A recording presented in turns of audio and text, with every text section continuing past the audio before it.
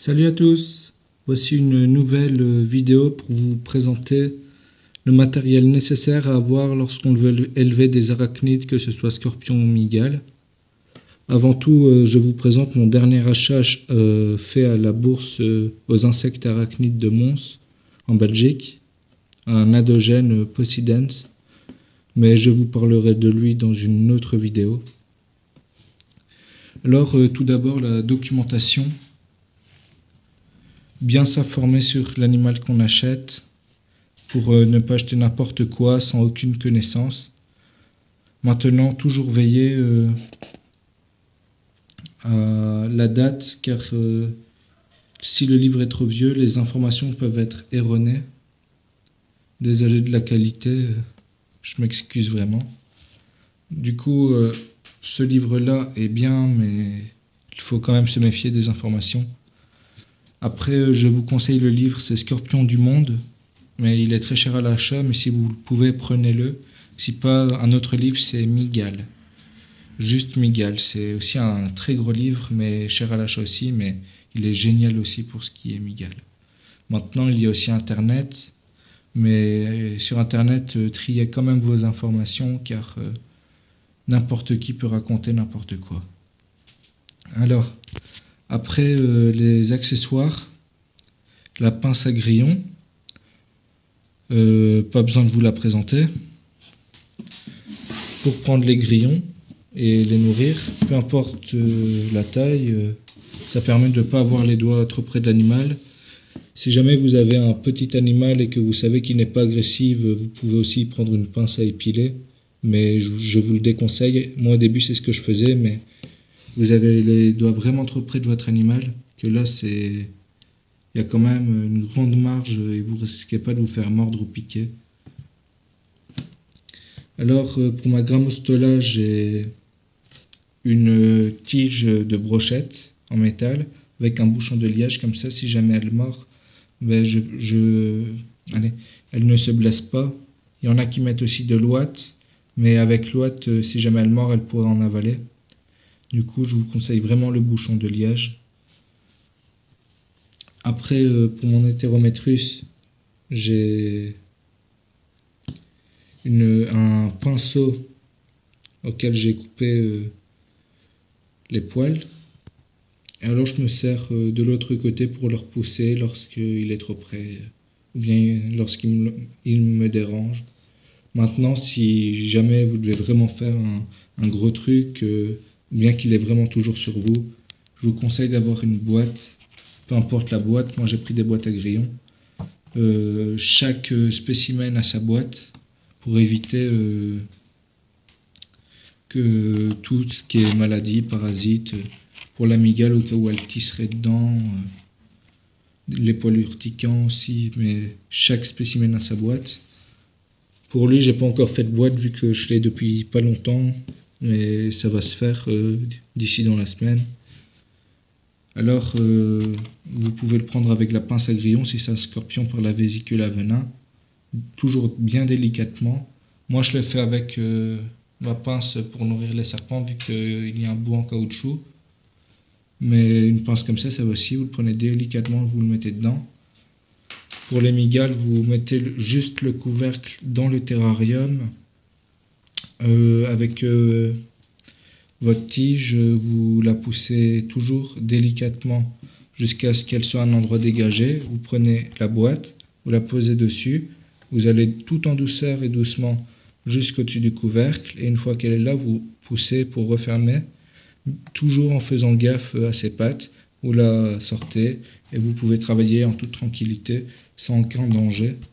Maintenant, si vous faites un petit truc comme changer l'eau, vous pouvez très bien prendre la pince à grillon, prendre votre plat d'eau et le soulever si c'est un bouchon ou un bouchon de choco, un capuchon, tout des trucs comme ça, vu que c'est léger, car ça les stresse quand même lorsqu'on les bouge.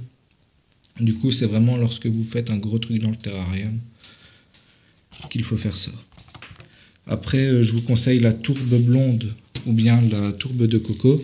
Moi, je prends de la tourbe de coco car ça tient beaucoup mieux l'humidité, ça ne moisit pas. Et du coup, ça dure plus longtemps que la tourbe blonde. Elle peut moisir, elle tient un peu moins bien l'humidité.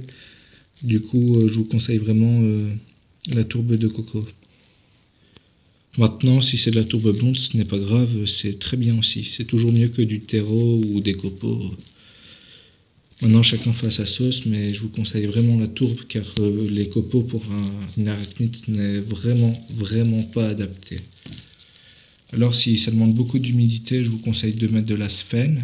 Ça coûte 8,50 € pour le sachet. Moi, j'ai déjà utilisé la moitié, c'est tout, vraiment tout compacté. Du coup, il y a vraiment plus que ce qu'on pense. Là, j'ai mis la moitié pour mon boa arc-en-ciel. Et comme vous pouvez le voir, il y en a pas mal. Ça déborde de la cachette. La cachette est remplie de sphène. Ça tient vraiment bien l'humidité. Après, un vaporisateur ou une bouteille d'eau. Toujours en sachant qu'on ne vaporise jamais sur son animal. En particulier les mygales, les scorpions. Mais si c'est un serpent, un lézard, c'est pareil. Quoique certains lézards serpents on peut, mais jamais sur une arachnide. Alors le terrarium, vous prenez le terrarium adapté à l'animal.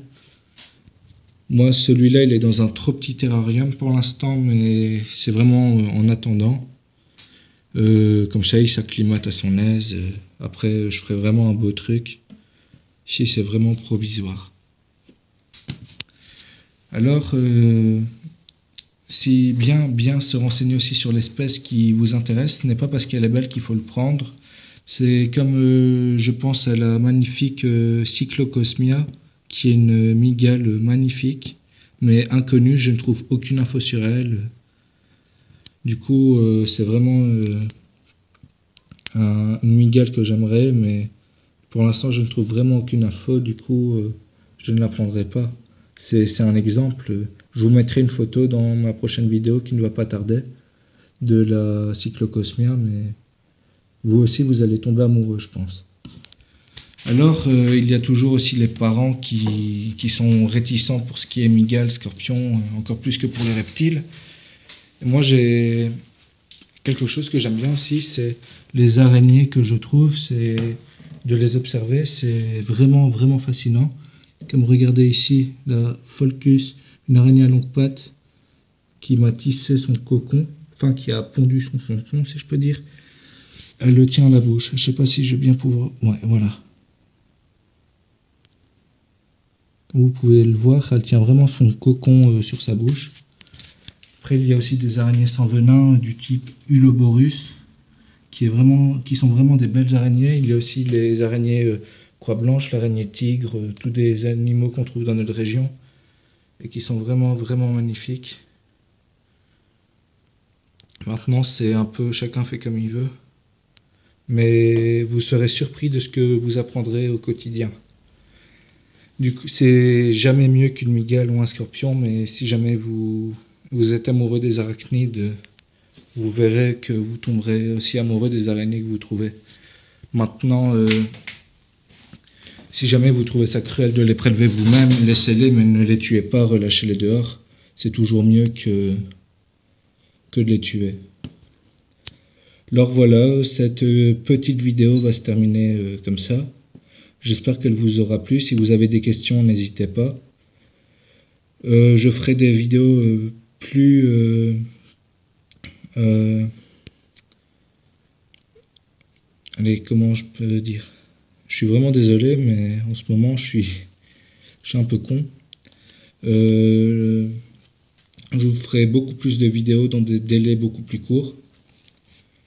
Déjà sur l'Adogène, aussi sur la Grammostola, le Morella pilota, le boa arc-en-ciel. Et aussi sur tous les mygales que j'aime bien. Alors voilà, j'espère que cette vidéo vous aura plu. Et à la prochaine.